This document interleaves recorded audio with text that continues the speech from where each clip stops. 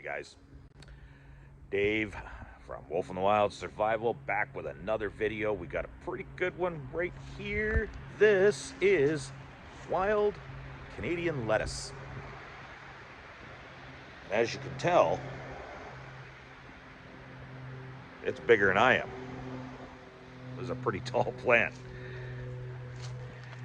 Now, the Canadian wild Canadian lettuce, uh, it is a very good painkiller.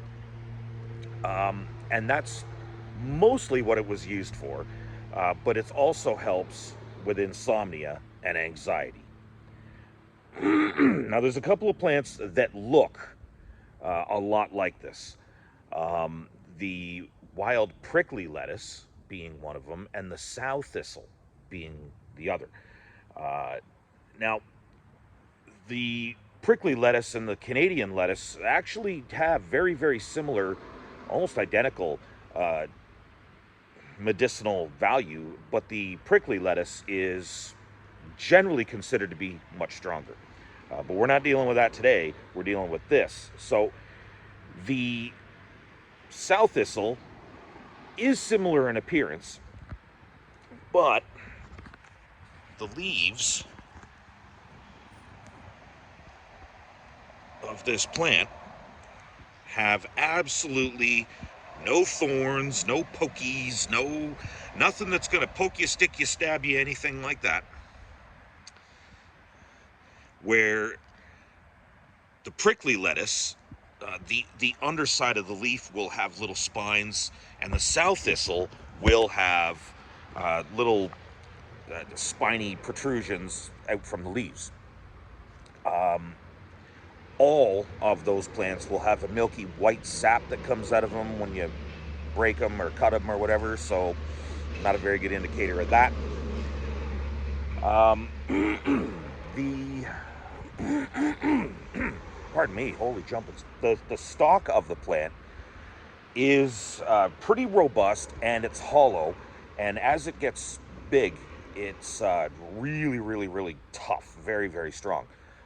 So you could probably, I don't know, make some sort of a breathing tube out of it, or, you know, anything that you need a hollow tube for. This actually wouldn't be all that bad.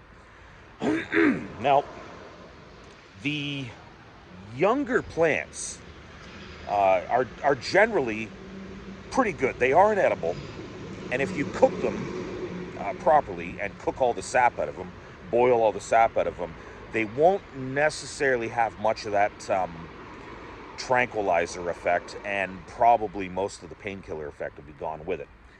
Now, the sap that comes dripping out of it, pretty much any part of it, when you break it, when you cut it, anything like that, that sap is your medicinal, kind of component to this plant. You can make a tea out of the leaves. Dried probably is a little bit better for, shelf life, whatever. You can make it out of the fresh plant. You don't have to dehydrate it. You can, but you don't have to. There seems to be some kind of argument over which way is better, but you could do either way. You can also do a tincture. Now, in my experience, if you're doing a tincture, use the fresh plant. And you could chop up the stem if you have the strength and fortitude to do it. They, like I say, they do get pretty tough. But some people, for some reason, they say, oh, no, dry the plant before you make the tincture. It's actually better, I think, if you just chop it up and use it fresh. A fresh tincture, to me, always seems to be better. Now, as I said, this is a wild edible, and the leaves get bitter as it matures, but it still has kind of a lettuce-like flavor to it. And this is another way that you can tell that this is definitely not prickly lettuce. because prickly lettuce is extremely bitter all the time. So if you're going to make like a tea or a tincture out of this stuff here, it will taste better. The other stuff tastes terrible, but it is more potent. So you kind of have to pick your poison at that point. However you want to do it. Now, these plants do have a minor toxicity to them. So using it in large doses isn't generally recommended. And if you're allergic to latex, you don't want to have any part of this plant. Don't touch it, don't drink the tea, don't take the tincture.